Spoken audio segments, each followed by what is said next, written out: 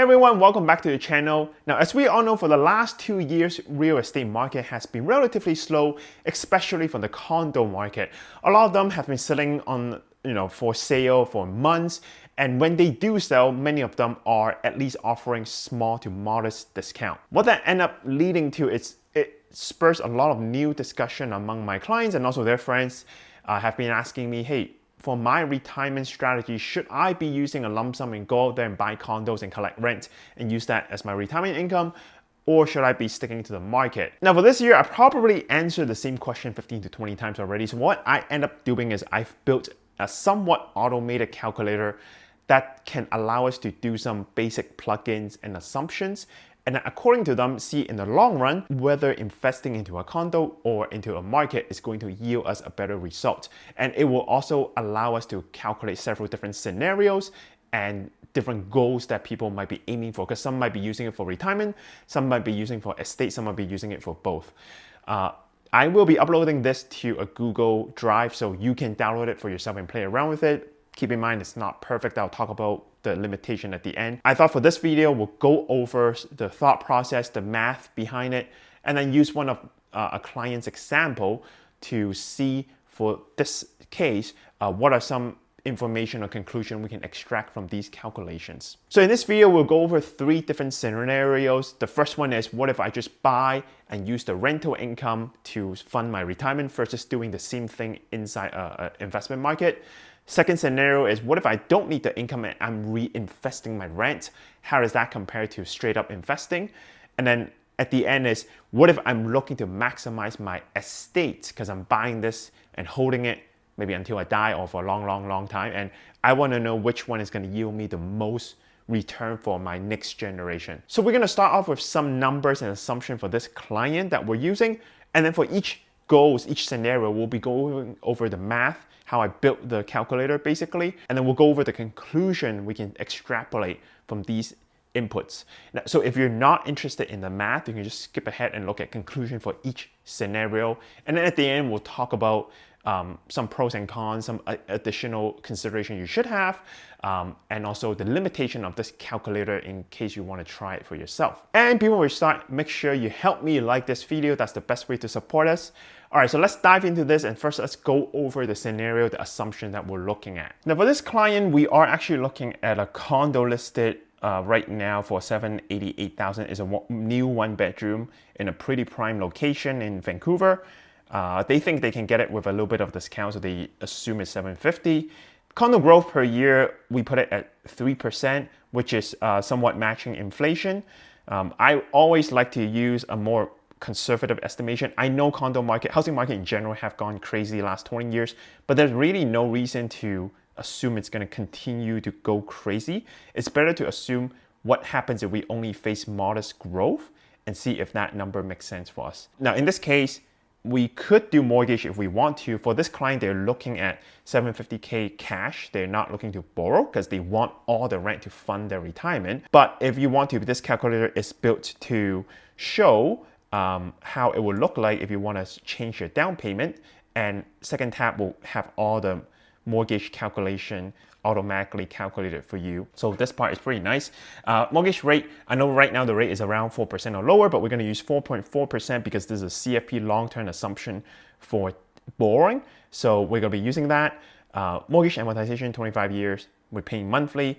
The rent, according to online, is about $36K, $3,000 per month. The rental income growth, I'm going to put it at 2.3%, and this is because 2026, the rent cap is at 2.3%. So let's assume we are capped by this every year, and there will be probably transfer tax, which is going to be the first 1% of 200K, and then the remaining would be 1% of that. So this is also automatically calculated. And then on top, I'm going to add about $2,000 for lawyer fee and maybe some inspection fees. And then on the upkeep input, these are according to MLS. So this actual property will have the strata fee and the property tax listed. Insurance is an estimation. So we have a monthly total upkeep and an annual total upkeep. And then I'm going to assume upkeep costs will grow at 5%, which if you own a condo, you know this is probably the lower end estimation. And the marginal tax rate for this couple, they are very high earning. They have a really good pension. So they are at 53% already. But for you, you can put it your own marginal tax rate. This will automatically change the calculator as well. So this is pretty nice. Now, on the other side for investment, I'm going to assume the gross return is going to be 6%, and then I'm assuming there will be a little bit of interest or dividend. So let's say it's 5% is the net of tax before capital gain. All right, so going through the math of scenario number one, and this is going to be the longest math portion. The other section will have a much shorter math because I'm just adding extra columns on top of this for different scenarios. But looking at this, basically what I've done is I built it all the way up to 25 years because for this client, and most of the clients I work with, they only want to know, they don't see themselves holding a condo older than 25 years, even if they buy brand new today.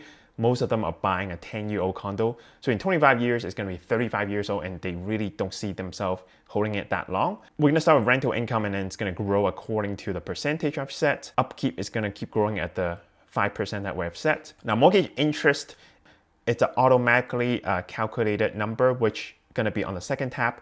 This is again automated. As you can see, if you change to half mortgage, they will automatically tell you the interest payment. This is important because we need this to understand the tax payable. So the tax payable would be your income minus your upkeep cost minus your interest payment. That's your net taxable income. Now in this case, it makes sense to be pretty high because we don't have mortgage interest, but there's not much write-off. So based on that, we're going to times 53% for this case. So 13K would be payable. So at the end, we will get a net cash flow of 12K. So this will be basically your rent minus your upkeep minus your mortgage payment and then minus your tax payable. So we can see this is going to be your net cash flow. And then next, we're going to have reinvesting. Are we reinvesting these net cash flow on hand? So in this case, it will be false. But if it's true, that means we're putting it back into the market, which is something we'll look at the second scenario. And then we also want to know the condo value because in case we die in the middle, we want to know how much money we're leaving for our next generation.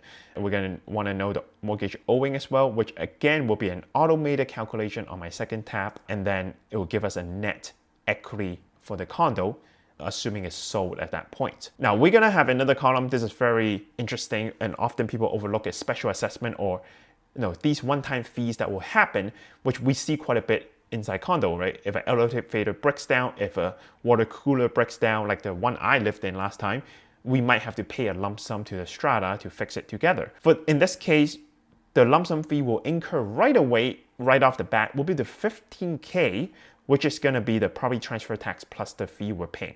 So that's part of our investment into this condo. So the ACV, which is how we use to calculate the tax when we do sell, will be what we bought it for plus all the special assessment that we have paid so far. Cap gain is going to be our sale value, which is going to be 772 minus 765. In this case, 7,500 is what we cap gain. Half of it will be payable times our marginal tax rate.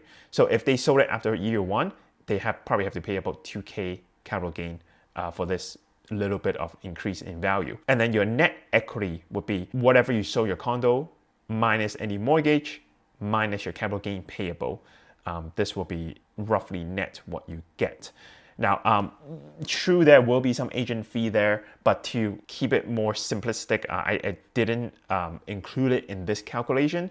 But if you want to be more specific, you could assume 5% of it is going to go to a realtor. Now, on the other hand, we're comparing that to investing. So for this couple, if they don't put 750K to buy a condo, they could have invested this money into the stock market. So they will start with 750K, and then we're going to assume it's going to grow at 5%.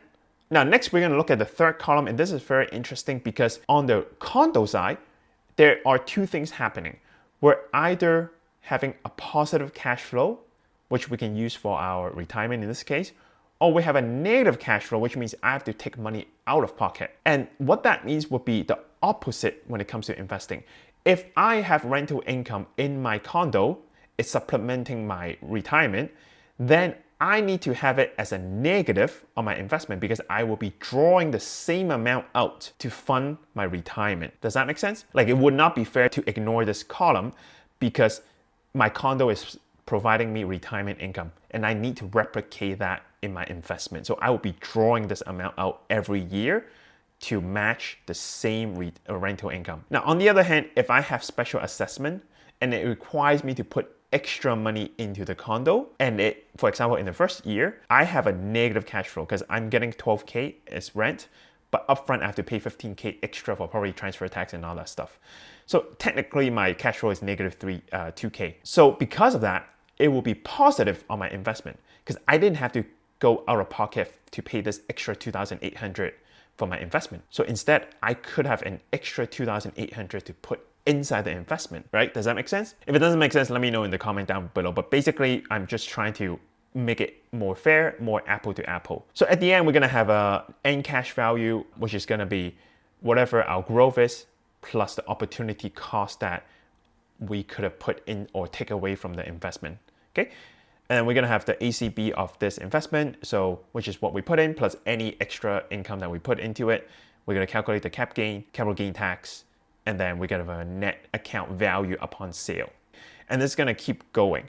So you will see, for example, like starting year 2, it will be negative because my condo is making money and supplementing my retirement income. I need to take out this 12K to create the same thing in the investment. So it's more fair to the condo ownership. All right, so the math is done, and now let's look at conclusion. And this is where I've built an automatic calculation chart comparison, comparing the two things. So assuming both sides retirement income is taken care of, you get the same regardless. We want to focus on the net worth. Which one is going to yield us more whenever we sell or whenever we die? So as you can see here, based on this graph, using the current assumptions, you're going to have pretty similar result with investment slightly ahead for the first 10 years, but then it's going to start running away after around year 10 or 11. And the main reason here is because investment is growing faster than your condo. Now, if you change a condo growth to 4%, you're gonna see a completely different result where condo is gonna beat investment every point. But that depends on your own outlook and your assumptions. Our clients are very conservative and apprehensive about condo market. So they want to use 3%, and investment is based on their average retirement return and the risk tolerance. So they think 5% is a very safe number. Now, tax rate also plays a big portion because condo market, you get basically a lot of rental income, which is income taxed every year. So the higher tax bracket you are, the less efficient it will be for your retirement. If you change it to 30%, it's gonna give you a complete different result as well. However, we aren't done with this scenario. There are two things I want to draw your attention to. The first one is this couple is not doing leverage, which makes sense and common for retirement clients because they are very cash heavy, they're very conservative, they don't want to take on extra debt, they just paid off probably their main principal home debt. But if you're doing that, I would say then you're giving up one of the biggest advantage of doing real estate investing, which is a low cost leveraging. So if we assume they're not doing 750K of down payment, instead they're doing very little amount of borrowing, let's say they're putting down 500K and they've just borrowed 1/3 of it, 250K, you will instantly see the result to be different, even if all other assumptions hold true. Investing in a condo would actually outdo investing into the market at every point. Now, counter argument would be that because you are willing to do leverage, even though you're approaching or already in retirement, we can argue that you are very okay with risk. That means you're willing to take more risk in investing anyway. So instead of assuming a 6% gross return, 5% after a little bit of tax, you are gonna be okay to take maybe a 7%, aim for 7% and get 6%. This again would bring you back to a very similar graph as before. So again, if you're adjusting one side, you might have to also adjust your risk tolerance for your investment side. Now, another point that a lot of people don't think about, again, would be the special assessment column. Maybe we'll just assume it's going to be blank and they look at calculation this way, which is not going to be true, especially if you're buying a condo that's already 10 to 15 years old. You are very, very likely going to see at least one special assessment in the next 5 to 10 years, which will result in either a big lump sum payment or a drastic increase in your strata fee. I've lived in, I think, 5 different condos by now. I've always seen a special assessment within the first 10 years-ish because I've moved into older condos before and they always happen. So if we use that logic, now this is a newer one, so we can assume, the first assessment don't happen until year 10. And let's say it's a modest one, everyone chip in 10K worth of money or whatever. And then we can say, hey, in another 15 years, we're gonna get a bigger one, and let's say it's 15K. And then in the 20 years, we're gonna assume every 5 years, something major breaks down, and instead of taking a big strata increase, we're gonna pay lump sum. You can play around with your own assumptions. So what that will do is actually create a boost, as you can see, inside your investing into the stock market, because all these special assessment would have been opportunity cost. If you didn't have to put 10K into the condo, you could have put that 10K into investing and grow it at whatever percentage you assume. So that's why you see this squiggly line starting to kind of spike up every so often. It's because of special assessment, which represents an extra injection of cash for you inside your stock. Now, looking at this couple, we can say that they are probably better off with those original assumptions to invest into the market and just pull money from their account to supplement their retirement instead of buying a condo and relying on the rental. They would probably have more net worth in the long run, unless the condo they're willing to leverage, or it's growing at more than 3% a year, which, looking at current market, is difficult to have that confidence. If you have different assumption, I've uploaded this, you can play around with it. All right, so now we can move on to the second scenario, and here we want to look at what if I'm not spending my rental, but instead I'm reinvesting that into the stock market, which one is going to net me more afterwards. Now for the math part, we're going to be a lot faster because it's basically part one with a few extra column. All right, so the section we'll add it here is the reinvesting of your rental income. So we're going to start off with the cash flow, which is 12188, plus the growth that we received that year, which again, it's going to be the same as the investing on the side. So it will be 6% growth, and then 5% after we pay some tax on the interest or dividend.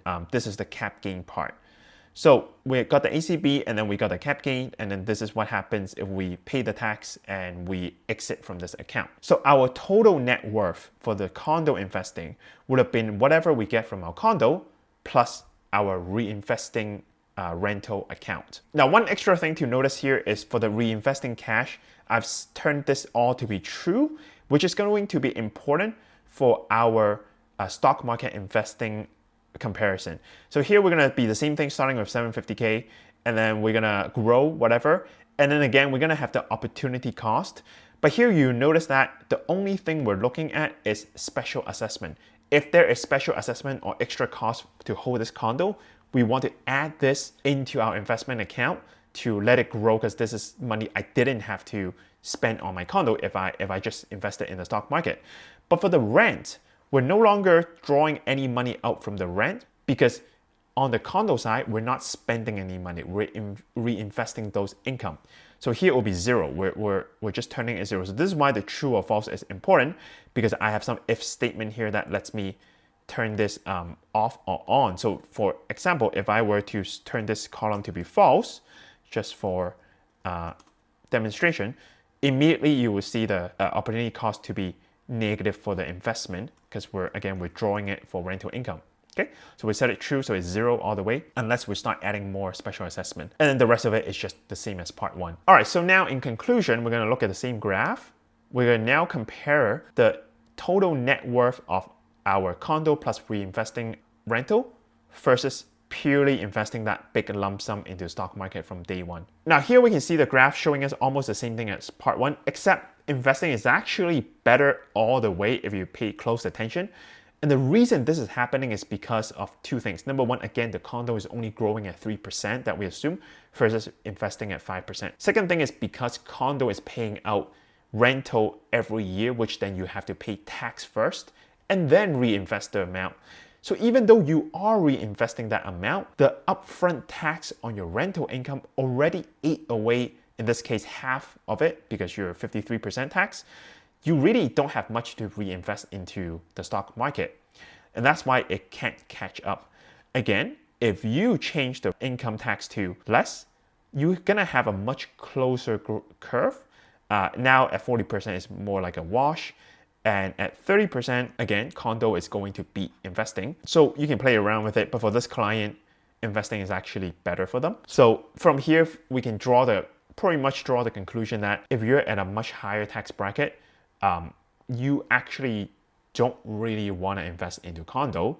assuming these are your numbers, you actually are much better off just investing on the side, unless again you're willing to leverage, or if condo is going to grow at a higher pace than 3% a year. All right, so finally, we're going to look at the last scenario, which is pure estate planning. So if this client is coming to us and asking, you know what, I don't need any rental income, I'm going to reinvest everything, and my goal is just to leave this to my kids, and whatever nets me the most money, I'll go with this. Now here, it sounds very much like the second scenario, which is still reinvesting. But the thing that will be different is on the investment side, because it's purely for estate planning purpose, sometimes it might be suitable to take some of those return, a very small amount, and then maybe look to buy a permanent insurance, maybe a T100, so then you get extra payout from the insurance side that will help add to your estate planning.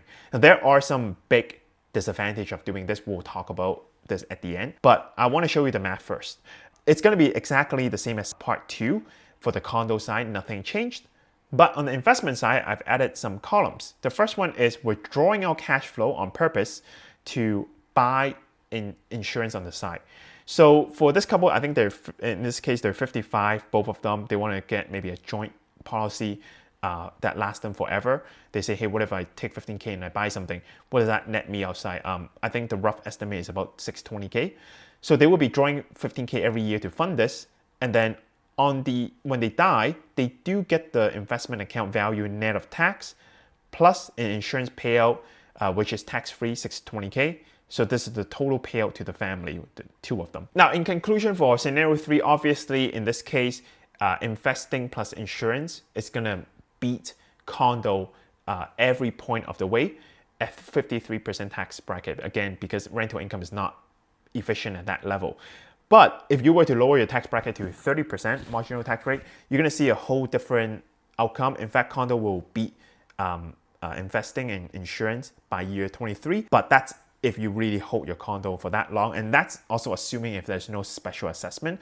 Because if I just add even like a little bit of special assessment, let's say what, 10K year 15, and then 10K again year 20, and then 10K again year 25, you're gonna then see that investing is actually better almost all the way. But again, I think this is not really relevant to most people.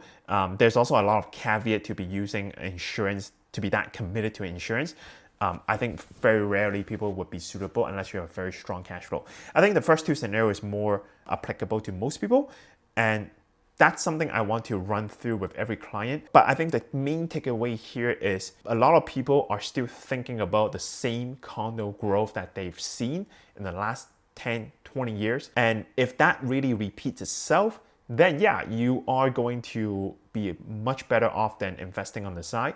But keep in mind, if this were to happen, then the 1 bedroom, it will be 1.5 mil in 10 years. I don't know if that's even possible. All right, so that's basically what the walkthrough is. Again, I've uploaded this. Now there is some limitation to this calculator. Keep in mind, I've built it only to a point where it serves me enough basic function to have a conversation with most people. What some things it can't do is, for example, it doesn't allow me to amortize it to 30 years if I'm doing a mortgage. And it's just because most of the conversation I'm having, people are looking at 25 years, so I didn't bother building it to 30. Maybe I can upload a 2.0 and actually have it. There are a lot of places where I could have much more sophisticated Excel functions that would let me be a lot more robust.